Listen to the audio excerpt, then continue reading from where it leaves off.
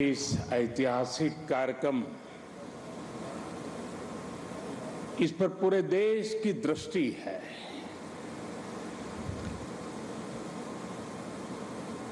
सभी देशवासी इस समय इस कार्यक्रम से जुड़े हुए हैं। मैं इस ऐतिहासिक क्षण के साक्षी बन रहे सभी देशवासियों का कार्यक्रम से जुड़े हुए हैं। मैं इस ऐतिहासिक क्षण के साक्षी बन रहे सभी देशवासियों का हृदय से स्वागत करता हूं, अभिनंदन करता हूं। इस ऐतिहासिक क्षण में मेरे साथ मंत्रिमंडल के मेरे साथी श्री हरदीप पुरी जी, किशन रेड्डी जी, अर्जुन राम मेघवाल जी, मीनाक्षी लेखी जी, कौशल किशोर जी आज मेरे साथ मंच पर उपस्थित हैं। देश के अनेक गणमान्य अतिथिगण वे भी आज यहां उपस्थित हैं। साथियों, आजादी के अमृत महोत्सव में देश को आज एक नई प्रेरणा मिली है, नई ऊर्जा मिली है। आज हम गुजरे हुए कल को छोड़कर आने वाले कल की तस्वीर में नए रंग भर रहे हैं।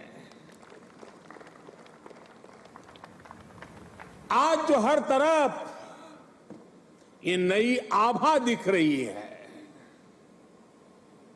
वो नए भारत के आत्मविश्वास की आभा है। गुलामी का प्रतीक किंग्स वे यानी राजपथ आज से इतिहास की बात हो गया है, हमेशा के लिए मिट गया है। आज कर्तव्य पथ के रूप में नए इतिहास का सृजन हुआ है। मैं सभी देशवासियों को आजादी के इस अमृत काल में गुलामी की एक और पहचान से मुक्ति के लिए बहुत बहुत बधाई देता हूं। साथियों, आज इंडिया गेट के समीप हमारे राष्ट्र नायक नेताजी सुभाष चंद्र बोस की विशाल प्रतिमा भी, मूर्ति भी स्थापित हुई है। गुलामी के समय यहां ब्रिटिश राज सत्ता के प्रतिनिधि की प्रतिमा लगी हुई थी। आज देश ने उसी स्थान पर नेताजी की मूर्ति की स्थापना करके आधुनिक और सशक्त भारत की प्राण प्रतिष्ठा भी कर दी है। वाकई ये अवसर ऐतिहासिक है, ये अवसर अभूतपूर्व है। हम सभी का सौभाग्य है कि हम आज का ये दिन देख रहे हैं, इसके साक्षी बन रहे हैं। साथियों, सुभाष चंद्र बोस ऐसे महामानव थे जो पद और संसाधनों की चुनौती से परे थे। उनकी स्वीकार्यता ऐसी थी कि पूरा विश्व उन्हें नेता मानता था। उनमें साहस था, स्वाभिमान था, उनके पास विचार थे, विजन था, उनके नेतृत्व की क्षमता थी, नीतियां थी। नेताजी सुभाष कहा करते थे, भारत वो देश नहीं जो अपने गौरवमयी इतिहास को भुला दे। भारत का गौरवमयी इतिहास हर भारतीय के खून में है, उसकी परंपराओं में है।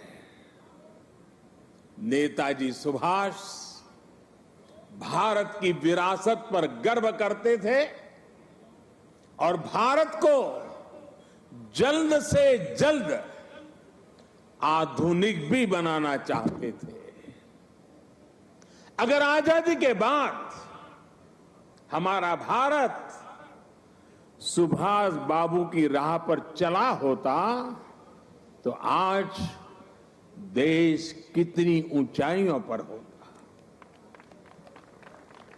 लेकिन दुर्भाग्य से आजादी के बाद हमारे इस महानायक को भुला दिया गया, उनके विचारों को, उनसे जुड़े प्रतीकों तक को नजरअंदाज कर दिया गया। सुभाष बाबू के 125वें जयंती वर्ष के आयोजन के अवसर पर मुझे कोलकाता में उनके घर जाने का सौभाग्य मिला था। नेताजी से जुड़े स्थान पर उनकी जो अनंत ऊर्जा थी, मैंने उसे महसूस किया। आज देश का प्रयास है कि नेताजी की वो ऊर्जा देश का पथ प्रदर्शन करे। कर्तव्य पथ पर नेताजी की प्रतिभा इसका माध्यम बनेगी। देश की नीतियों और निर्णयों में सुभाष बाबू की छाप रहे, ये प्रतिमा इसके लिए प्रेरणा स्रोत बनेगी।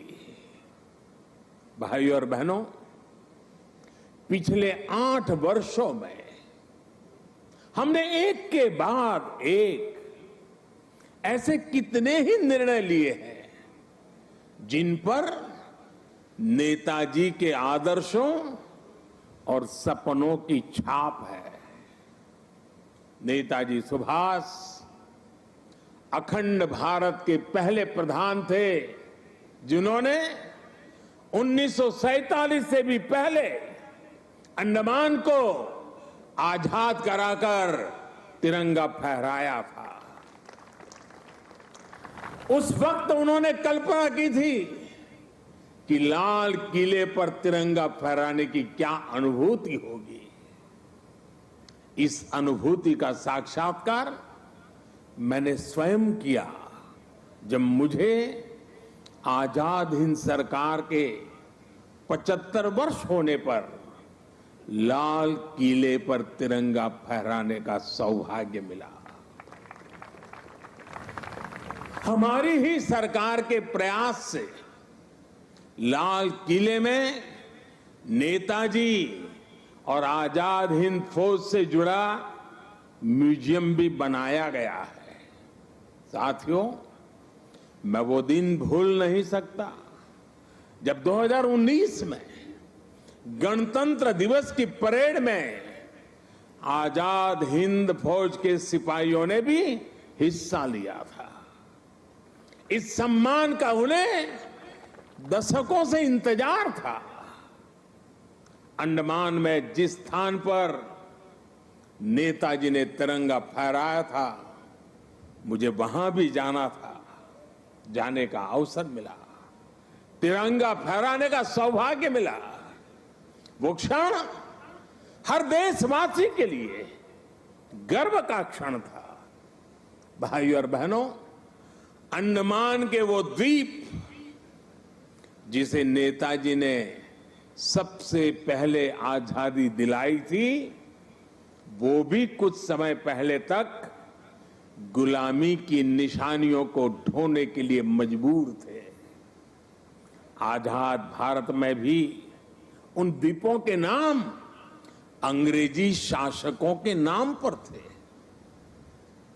हमने गुलामी की उन निशानियों को मिटाकर इन द्वीपों को नेताजी सुभाष से जोड़कर भारतीय नाम दिए, भारतीय पहचान दी। साथियों, आजादी के 75 वर्ष पूरे होने पर देश ने अपने लिए 5 प्राणों का विजन रखा है। इन 5 प्राणों में विकास के बड़े लक्ष्यों का संकल्प है, कर्तव्यों की प्रेरणा है, इसमें गुलामी की मानसिकता के त्याग का आह्वान है, अपनी विरासत पर गर्व का बोध है। आज भारत के आदर्श अपने हैं, आयाम अपने हैं। आज भारत के संकल्प अपने हैं, लक्ष्य अपने हैं। आज हमारे पथ अपने हैं, हमारे प्रतीक अपने हैं। और साथियों, आज अगर राजपथ का अस्तित्व समाप्त होकर कर्तव्य पथ बना है, आज अगर जॉर्ज पंचम की मूर्ति के निशान को हटाकर नेताजी की मूर्ति लगी है, तो ये गुलामी की मानसिकता के परित्याग का पहला उदाहरण नहीं है। ये न शुरुआत है न अंत है। ये मन और मानस की आजादी का लक्ष्य हासिल करने तक निरंतर चलने वाली संकल्प यात्रा है। देश के प्रधानमंत्री जहां रहते आए हैं, उस जगह का नाम रेसकोर्स रोड से बदलकर लोक कल्याण मार्ग हो चुका है। हमारे गणतंत्र दिवस समारोह में अब भारतीय वाद्य यंत्रों की भी गूंज सुनाई देती है। बीटिंग द रिट्रीट सेरेमनी में अब देशभक्ति से सरोबार गीतों को सुनकर हर भारतीय आनंद से भर जाता है। अभी हाल ही में भारतीय नौसेना ने भी गुलामी के निशान को उतारकर छत्रपति शिवाजी महाराज के प्रतीक को धारण कर लिया है। नेशनल वॉर मेमोरियल बनाकर देश ने समस्त देशवासियों की बरसों पुरानी इच्छा को भी पूरा किया है।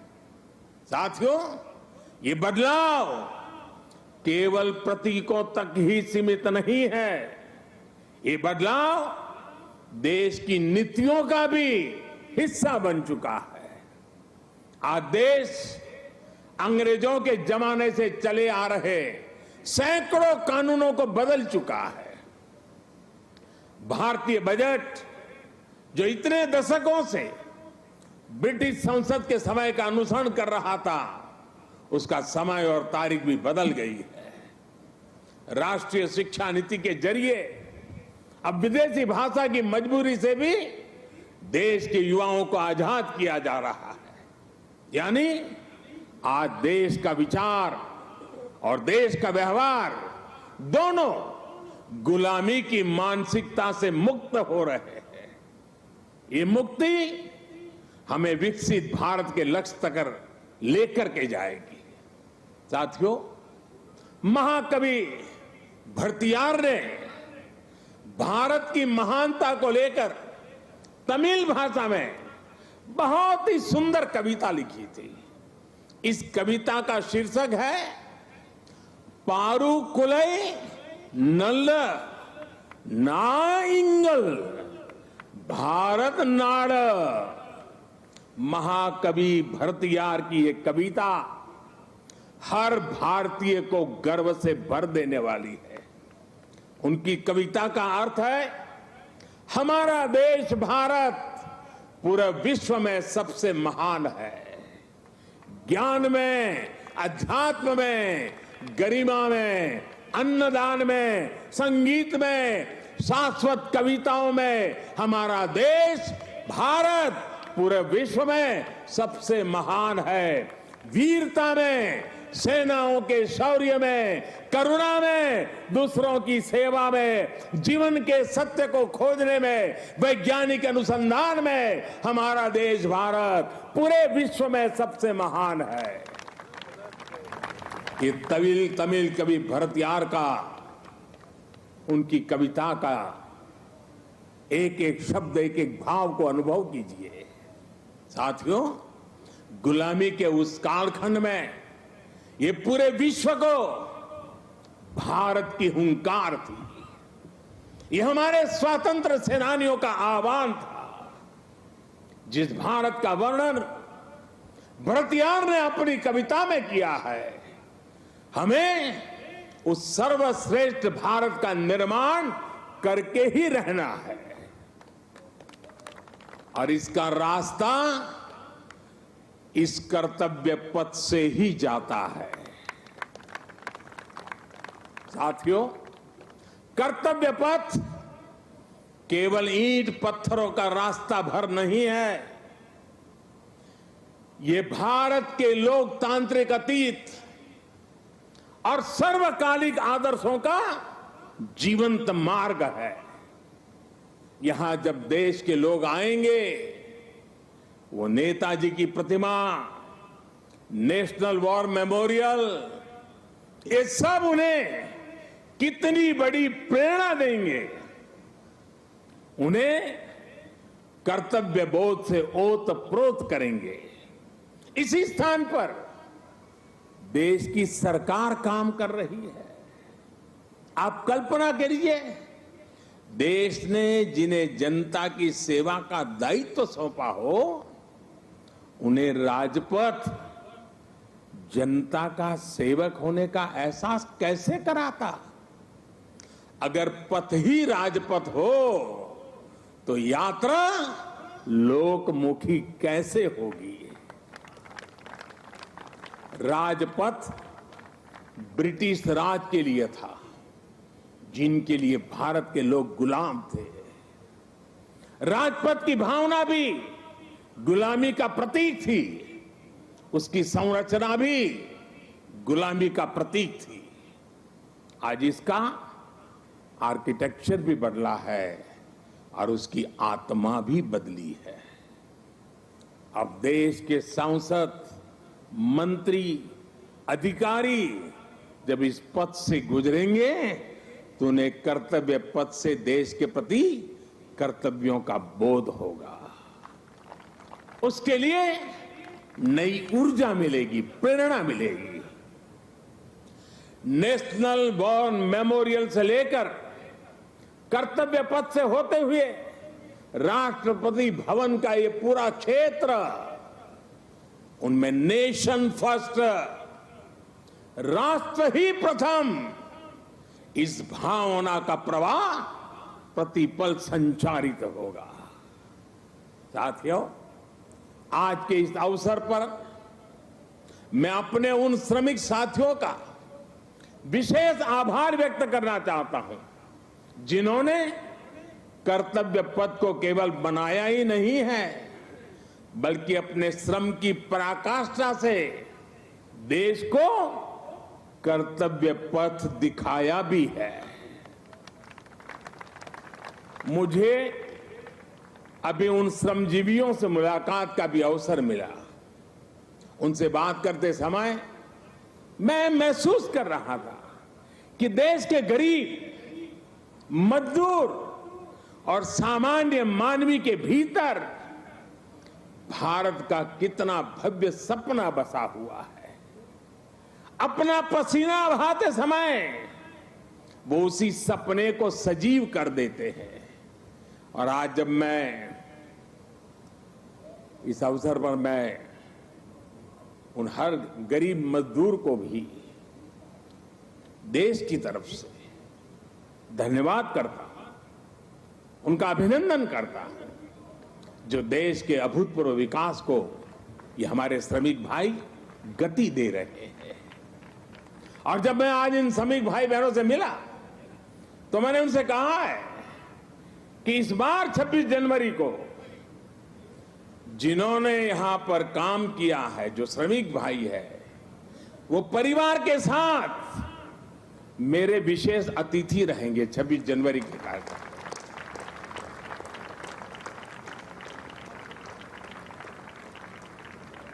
मुझे संतोष है कि नए भारत में आज श्रम और श्रमजीवियों के सम्मान की एक संस्कृति बन रही है, एक परंपरा पुनर्जीवित हो रही है।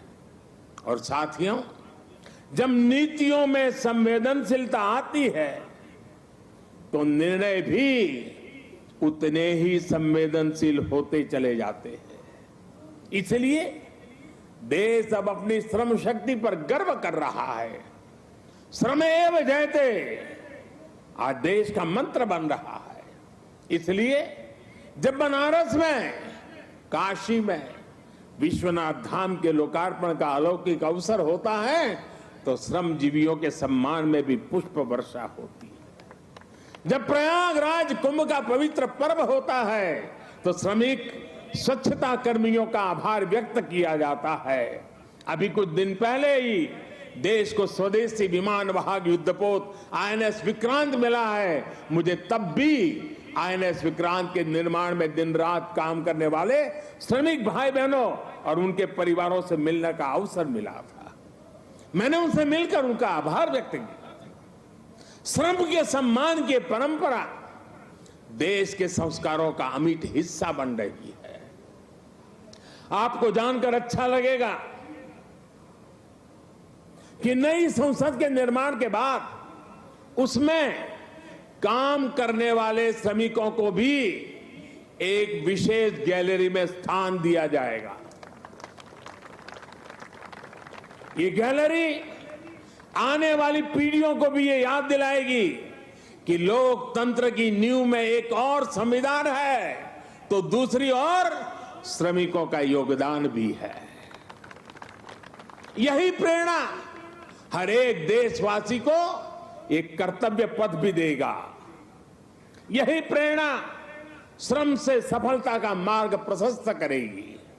साथियों, हमारे व्यवहार में, हमारे संसाधनों में, हमारे साधनों में, हमारे इंफ्रास्ट्रक्चर में आधुनिकता का इस अमृतकाल का प्रमुख लक्ष्य है।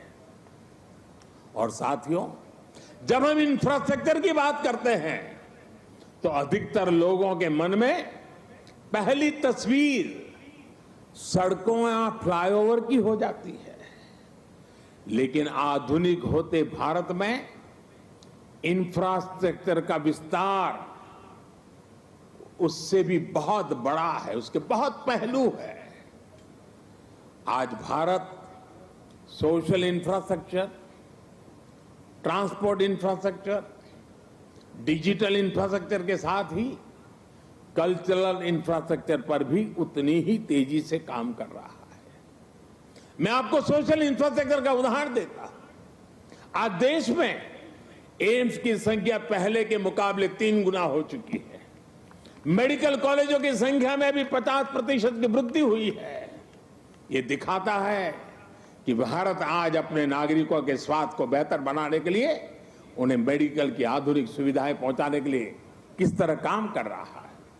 आज देश में नई आईआईटी, ट्रिपल आईटी, वैज्ञानिक संस्थाओं का आधुनिक नेटवर्क लगातार विस्तार किया जा रहा है, तैयार किया जा रहा है। बीते 3 वर्षों में 6.5 करोड़ से ज्यादा ग्रामीण घरों को पाइप से पानी की सप्लाई सुनिश्चित की गई है। आज देश के हर जिले में 75 अमृत सरोवर बनाने का महाअभियान भी चल रहा है। भारत का ये सोशल इंफ्रास्ट्रक्चर सामाजिक न्याय को और समृद्ध कर रहा है। साथियों, ट्रांसपोर्ट इंफ्रास्ट्रक्चर के विकास पर आज भारत जितना काम कर रहा है उतना पहले कभी नहीं हुआ। आज एक तरफ देश भर में ग्रामीण सड़कों का निर्माण हो रहा है तो वहीं रिकॉर्ड संख्या में आधुनिक एक्सप्रेसवे बनाए जा रहे हैं। आज देश में तेजी से रेलवे का इलेक्ट्रिफिकेशन हो रहा है, तो उतने ही तेजी से अलग अलग शहरों में मेट्रो का भी विस्तार हो रहा है। आज देश में अनेकों नए एयरपोर्ट बनाए जा रहे हैं, तो मोटरवे की संख्या में भी अभूतपूर्व वृद्धि की जा रही है। डिजिटल इंफ्रास्ट्रक्चर के निर्माण में तो भारत आज पूरे विश्व के अग्रणी देशों में अपनी जगह बना चुका है। 1.5 लाख से ज्यादा पंचायतों तक ऑप्टिकल फाइबर पहुंचाना हो, डिजिटल पेमेंट के नए रिकॉर्ड हो, भारत की डिजिटल प्रगति की चर्चा पूरी दुनिया में हो रही है।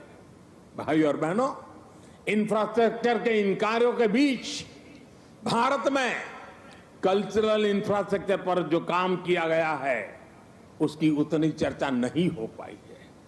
प्रसाद स्कीम के तहत देश के अनेकों तीर्थ स्थलों का पुनरुद्धार किया जा रहा है। काशी, केदारनाथ, सोमनाथ से लेकर करतारपुर साहिब कॉरिडोर तक के लिए जो कार्य हुआ है वो अभूतपूर्व है। और साथियों, जब हम कल्चरल इंफ्रास्ट्रक्चर की बात करते हैं तो उसका मतलब सिर्फ आस्था की जगहों से जुड़ा इंफ्रास्ट्रक्चर ही नहीं है।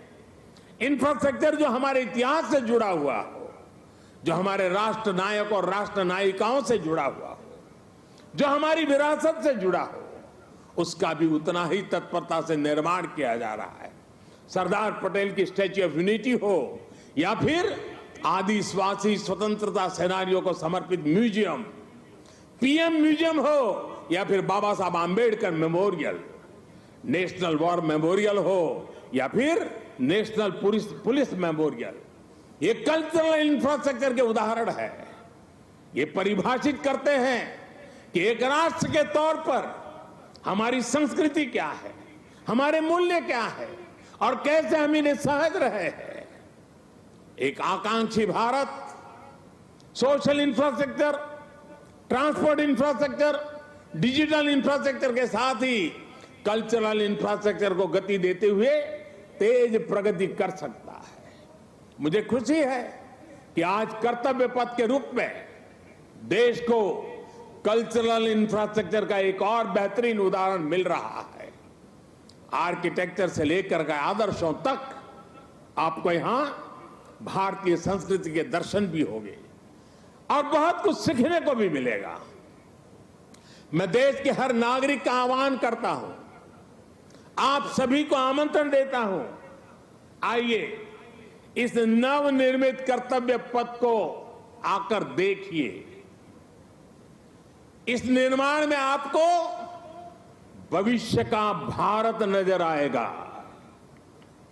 यहां की ऊर्जा आपको हमारे विराट राष्ट्र के लिए एक नया विजन देगी, एक नया विश्वास देगी। और कल से लेकर के अगले 3 दिन यानी शुक्र, शनि और रवि, 3 दिन यहां पर नेताजी सुभाष बाबू के जीवन पर आधारित शाम के समय ड्रोन शो भी आयोजन होने वाला है। आप यहां आइए, अपने और अपने परिवार की तस्वीरें खींचिए, सेल्फी लीजिए। इन्हें आप हैशटैग कर्तव्य पथ से सोशल मीडिया पर भी जरूर अपलोड करें। मुझे पता है ये पूरा क्षेत्र दिल्ली के लोगों की धड़कन है। यहां शाम को बड़ी संख्या में लोग अपने परिवार के साथ आते हैं, समय बिताते हैं। कर्तव्य पथ की प्लानिंग, डिजाइनिंग और लाइटिंग इसे ध्यान में रखते हुए भी की गई है। मुझे विश्वास है कर्तव्य पथ की ये प्रेरणा देश में कर्तव्य बोध का जो प्रवाह पैदा करेगी, ये प्रवाह ही हमें नए और विकसित भारत के संकल्प की सिद्धि तक लेकर जाएगा। इसी विश्वास के साथ आप सभी का एक बार फिर बहुत बहुत धन्यवाद करता हूं। मेरे साथ बोलेंगे, मैं कहूंगा नेताजी, आप बोलिए अमर रहे, अमर रहे। नेताजी, नेताजी, नेताजी। भारत माता की भारत माता की वंदे वंदे वंदे। बहुत बहुत धन्यवाद।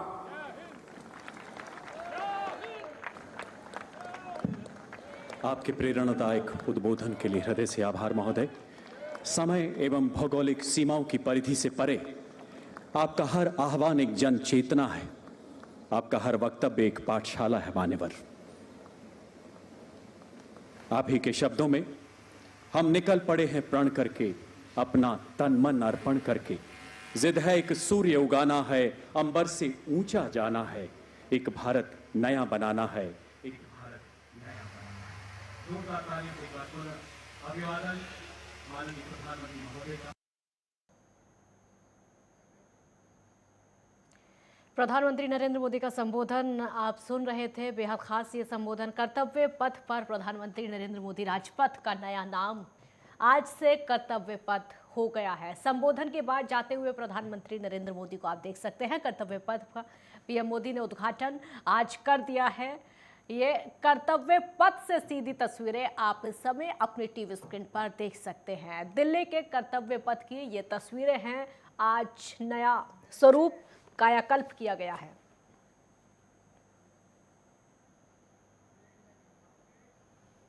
तो दिल्ली के कर्तव्य पथ की तस्वीर आप देख रहे थे। एक ब्रेक यहाँ पर रुकेंगे, जल्द लौटेंगे।